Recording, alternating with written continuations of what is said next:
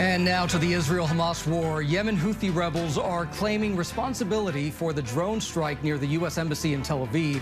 One person was killed, 8 others injured in the attack.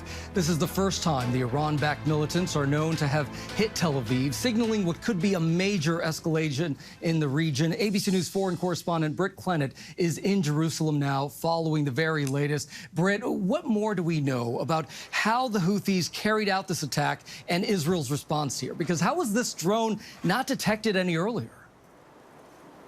Well, I think that's a question that a lot of Israelis, especially in Tel Aviv, are asking. The Israeli military says it's investigating why, as you say, it did not identify, attack or intercept this Iranian-made drone. It was an attack on Tel Aviv, which, as you say, the Houthis claim responsibility for. But these questions are mounting.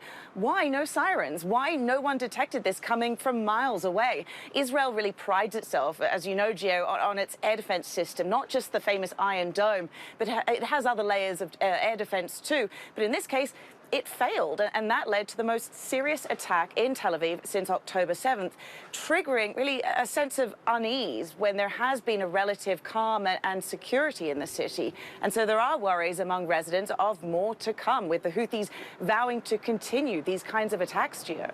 And when you just said October 7th, Britt, I mean, this reminds us that we are now 9 months into this war. You just spoke to a former IDF soldier. What did they tell you? Yuval Green is a former IDF combat medic. He's one of the very few Israeli soldiers who have served in Gaza to speak out publicly against the Israel-Hamas war. Now, he told us we have to put our pressure into finishing this war. Let's take a listen to what he had to say. Why are you speaking out? We have to agree to a deal that would say that all the hostages would be released and the war would end and Israel won't be able to further keep it, because this is horrible. Yeah. Palestinians have been dying. The destruction I've seen in Gaza is just behind every imagination. You can't imagine it.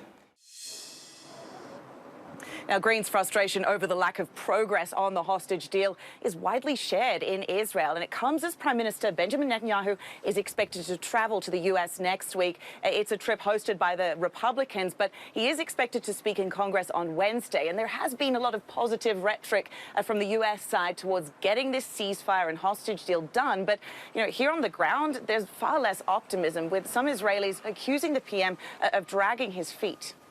Oh, so many people suffering and thinking about how to move forward here. Britt Clennett, as always, thank you so much for your reporting there in Israel.